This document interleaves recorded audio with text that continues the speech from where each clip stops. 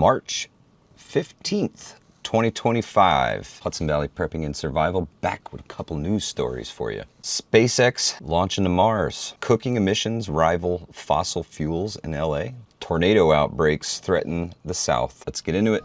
Let's get this showboat on the road, shall we?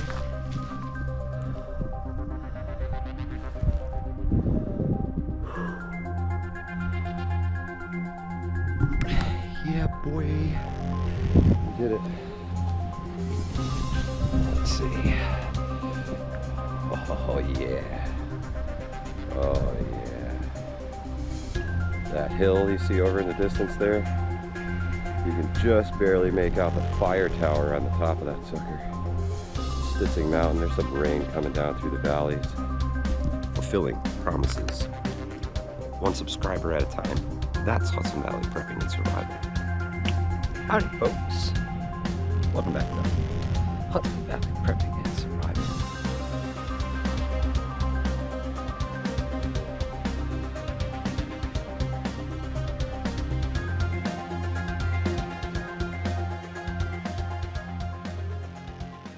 We'll start today with our breaking news. This just dropped about just before 1 p.m. today on the 15th. SpaceX to send a Starship to Mars next year, Elon Musk confirms. That's right. Elon Musk has confirmed that SpaceX Starship will head to Mars at the end of 2026. The ship will carry Optimus, a Tesla humanoid robot. The tech billionaire said, if all goes well, humans could be on the red planet by 2029, although he admitted that 2031 is much more likely. And then there's a few articles here. I'm going to link this in the comment section of this video so you guys can check this article out yourself. There's a lot of videos and photos to go along with this article. It goes on to state, the Starship is the world's most powerful launch vehicle ever developed, capable of carrying up to 150 metric tons fully reusable and 250 metric tons expendable, SpaceX writes on its website. In US tons, that's up to 165 tons of fully reusable and 275 tons of expendable. Musk has long talked about his dream of sending men to Mars, and recently he was spotted in the White House wearing an Occupy Mars shirt. I can't think of anything more exciting than going out there and being among the stars, a quote from Musk reads on SpaceX webpage. It's a mission of making humanity multiplanetary. Musk's announcement of a mission to Mars comes during an exciting week for SpaceX. On Friday, SpaceX and NASA launched a crew headed for the ISS, with astronauts who will replace Butch Wilmore and Suni Williams, who have been stuck in space for 9 months. Test pilots Wilmore and Williams launched into space aboard Boeing Starliner on June 5, 2024, and were scheduled to return to Earth on the 13th of 2024. However, thrust failures and helium leaks led NASA and Boeing to leave the astronauts aboard the ISS rather than have them make a risky journey home.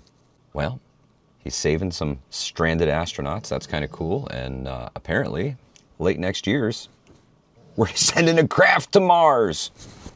Whatever. I mean, to each their own, I guess. You have to let me know in the comments section what you think about going to Mars, man. I personally, I think there's a lot more here on Earth to deal with than exploring other planets. And I'm not saying he's wrong for looking out amongst the stars, but I think all that money, all that research, all of the things, all of the money that's going into this, man, could be much better spent here on our home planet. Just saying, Elon. Appreciate you, though. Our next article today is from NOAA. That's right, the National Oceanic and Atmospheric Research Center, right? So, NOAA states, cooking emissions rival fossil fuels as an ozone pollution source in Los Angeles.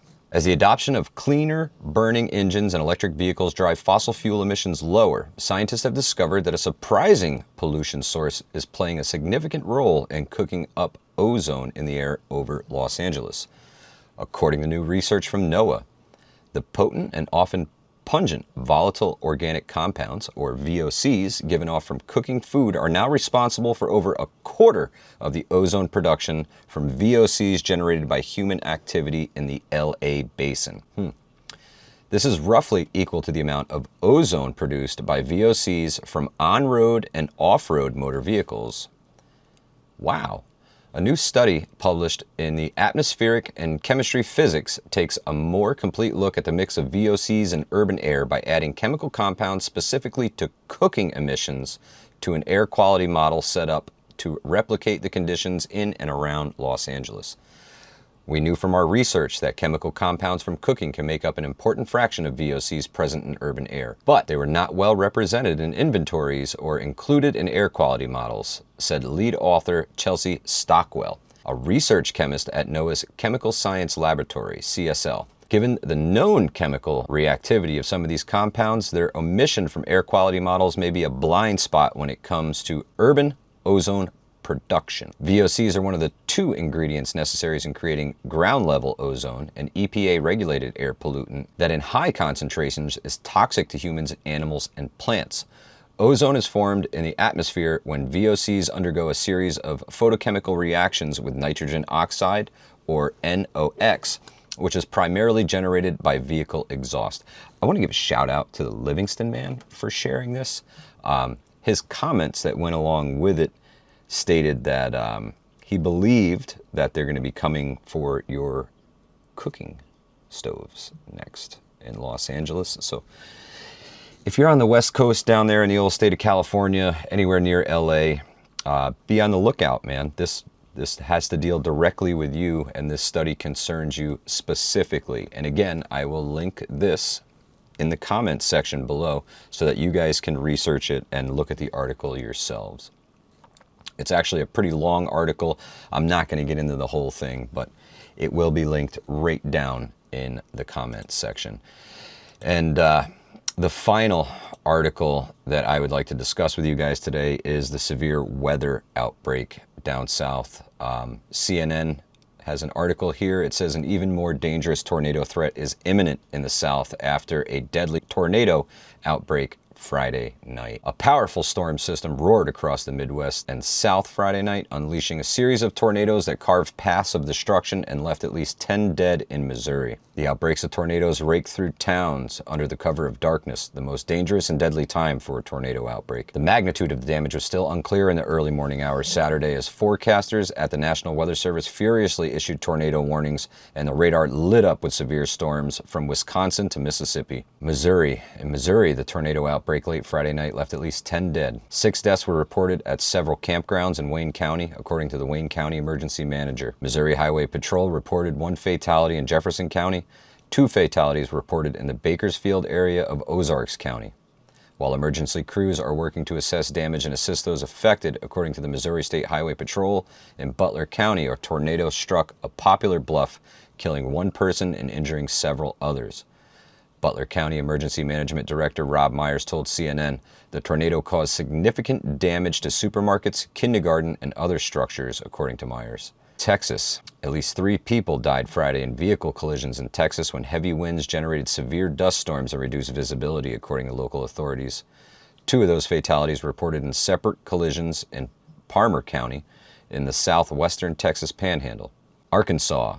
At least 3 people died and 29 injured due to severe weather in Arkansas overnight. Exceptional tornado threat Saturday. Forecasters are warning that tornado threat will escalate after Friday's outbreak spawned at least 25 reported tornadoes across the central U.S. and South.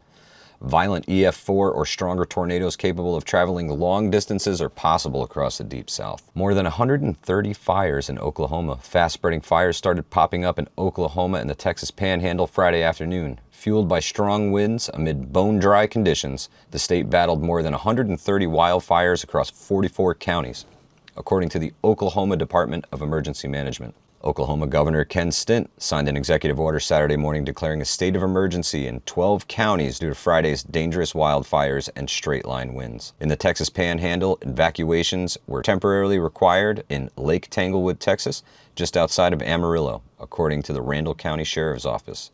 A fire in Roberts County has burned through an estimated 23,000 acres and is only 50% contained, according to the Texas A&M Forest Service. You guys are in the paths of these storms. I hope you know how to seek proper shelter for these. They are extremely dangerous, and I hope you stay safe. I hope you're prepared. I hope you have a storm shelter. I really do. I really do. These things seem to get more serious year after year, a little stronger year after year, and they show no signs of backing down. So please, folks, keep on prepping, stay safe, use your common sense, do your research, right? If you're new here, consider hitting that subscribe button. If you're returning, do me a favor, hit the bell icon, right? You want to hit the bell icon, select all notifications so you get notified when we post videos here at Hudson Valley Prepping and Survival. Apologies for the sleepy puppy in the background, man. She is cutting some wood here this afternoon. But thank you for joining me. Really appreciate it. This has been Hudson Valley Prepping and Survival with your Saturday news break. Y'all be safe.